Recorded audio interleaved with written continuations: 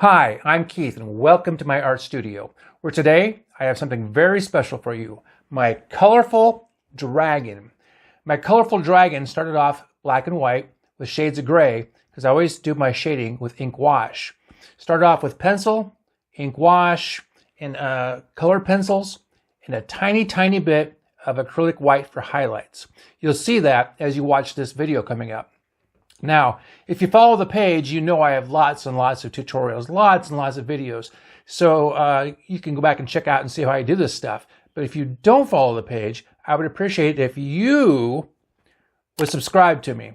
I need about 600 more subscribers so I can get monetized. So check out this video and see if it's worth your while. Join me as I try to bring my magical colored pencil dragon to life and see what happens when I put my art skills to the test. I'm super excited to share this creative project with you, where I'll be using colored pencils to bring a dragon to life. It's a unique and fun challenge that allows me to experiment with different techniques and colors. I love how colored pencils can be used to create such vibrant and detailed artwork, and I'm eager to see how my dragon turns out. One of the biggest challenges artists face when drawing dragons is making them look dynamic and vibrant. It's easy to get stuck in a rut and end up with a dragon that looks more like a lizard than a mythical creature. I've definitely been there before, where my drawings end up looking flat and lifeless. To avoid this, I try to experiment with different colors and textures to give my dragons some personality. Another challenge is getting the proportions right. Dragons can be intimidating creatures, but if they're not drawn correctly, they can end up looking more like toys than fearsome beasts. I've spent hours studying different dragon illustrations, trying to get a sense of what makes them look so realistic and powerful. It's all about finding that balance between fantasy and reality. Color choice is also crucial when it comes to bringing a dragon to life. You want to choose colors that are vibrant and eye-catching, but not so bright that they overwhelm the rest of the drawing. I've chosen a range of colors for my dragon, from deep blues and purples to bright oranges and yellows. I'm excited to see how they all come together. Sometimes, even with the best plans, a drawing just doesn't want to cooperate. That's when I remind myself that it's all about having fun and experimenting with different techniques.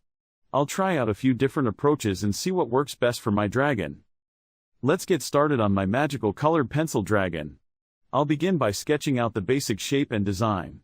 I'm using a range of techniques to enhance its magical qualities, from layering colors to adding texture and pattern.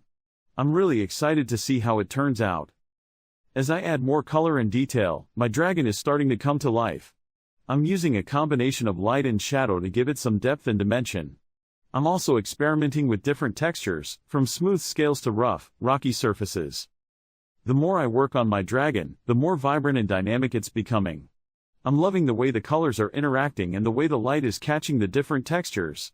It's starting to feel like a real, living creature. Finally, I'm adding some finishing touches to my dragon, from sparkles and glitter to a fiery breath. I'm so excited to reveal the completed illustration and show you how it's transformed from a simple drawing to a vivid, lifelike creature. Join me as I dive into the world of fantasy art and challenge myself to create a piece that truly stands out from the rest. Fantasy art has a way of transporting us to imaginative realms, don't you think? It's like stepping into a world where anything is possible, where magic is real, and where the ordinary rules of reality don't apply. This genre of art has been captivating audiences for centuries, and its significance in the art world is undeniable. Some people might view fantasy art as a niche or less serious compared to other art forms. I mean, it's not uncommon to hear people say that fantasy art is just for kids or that it's not as sophisticated as other genres. But I think that's a misconception. Fantasy art is often overlooked and underappreciated, and it's a challenge for artists in this genre to get the recognition they deserve. Despite this, fantasy art continues to thrive, and its popularity shows no signs of waning. The world of fantasy art is incredibly diverse, with various styles, techniques, and themes to explore. From the intricate details of Frank Frazetta's work to the dreamlike landscapes of Kineko E. Craft, fantasy artists have been pushing the boundaries of what's possible. Notable artists like Brian Froud, Alan Lee, and Hayao Miyazaki have made significant contributions to the genre, and their work continues to inspire new generations of artists. The emotional impact of fantasy art on audiences is also worth noting, as it often evokes feelings of wonder, excitement, and even nostalgia. So, what sets fantasy art apart from other art forms? For me, it's the unique blend of creativity and escapism that it offers. In a world saturated with realism and conventional art forms, fantasy art provides a refreshing respite from the ordinary. It allows us to escape into a world of imagination, where we can explore new ideas, experiences, and emotions. This blend of creativity and escapism is what makes fantasy art so compelling, and it's what draws us in time and time again. Fantasy art also has the power to inspire our imagination, to make us dream big, and to challenge our perceptions of what's possible. In summary, fantasy art brings a richness to our cultural narratives that shouldn't be overlooked. It's a genre that inspires imagination, creativity, and a deeper appreciation for the world around us. If you're a fan of fantasy art, I'd love to hear about your favorite artists in the comments below. And if you're interested in learning more about a specific aspect of fantasy art, be sure to check out my next video, where I'll be delving deeper into the world of fantasy illustration. Join me as I take on the challenge of picking the perfect color for my next art piece. Can I make the right choice? Choosing the right color for your art can be a game changer. It's like the secret ingredient that brings your entire piece to life. The right color can evoke emotions, convey messages, and even make your artwork more memorable. On the other hand, a color that doesn't quite fit can leave your piece feeling flat.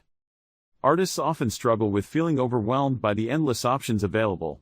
With so many colors to choose from, it's easy to get stuck in a sea of possibilities. Understanding color theory doesn't always make things easier, either. Terms like complementary, analogous, and triadic can sound like a foreign language. The truth is, color theory is a powerful tool, but it doesn't have to be complicated. Different colors naturally evoke different emotions. Warm colors like reds, oranges, and yellows tend to feel energetic and inviting. Cool colors like blues and greens are often calming and soothing. When you combine colors, the possibilities are endless.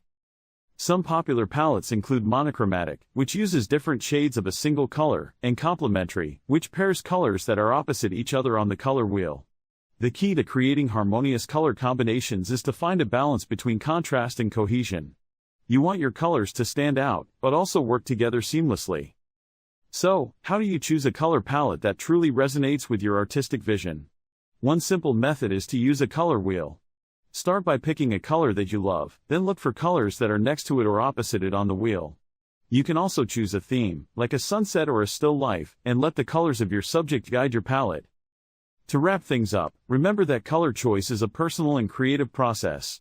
It's all about experimenting, taking risks, and finding what works best for you and your art. The most important thing is to have fun and keep exploring different colors and combinations. If you've got a favorite color combination or a go-to palette, share it with me in the comments below. If you're interested in learning more about color theory or art techniques, check out my next video where we'll dive deeper into the world of art. Art can be complex, intricate, and even overwhelming. But today, we're diving into a world where simplicity reigns supreme. Simple yet powerful art exists, and it resonates deeply with our emotions. From minimalist designs to abstract expressions, these artworks remind us that less can indeed be more. They capture the essence of beauty in its purest form, often evoking strong feelings with just a few lines or colors.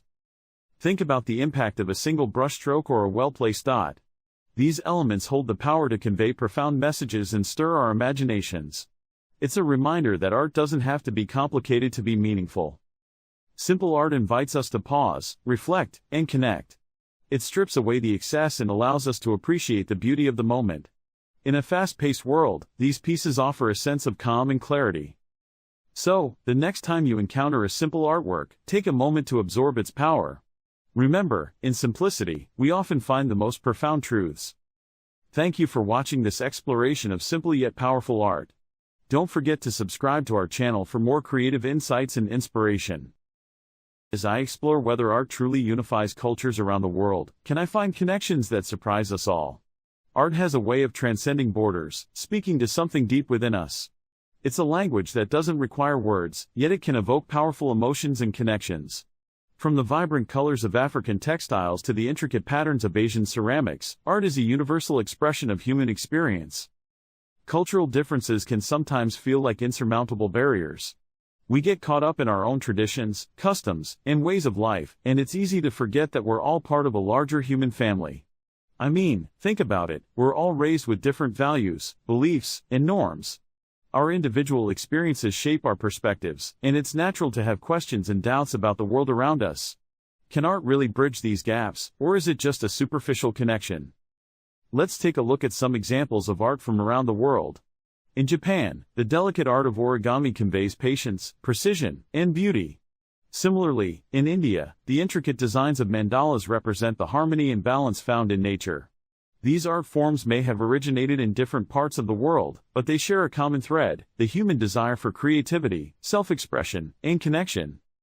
The ancient Greeks celebrated the human form through sculpture, while in Africa, masks and textiles told stories of community and identity.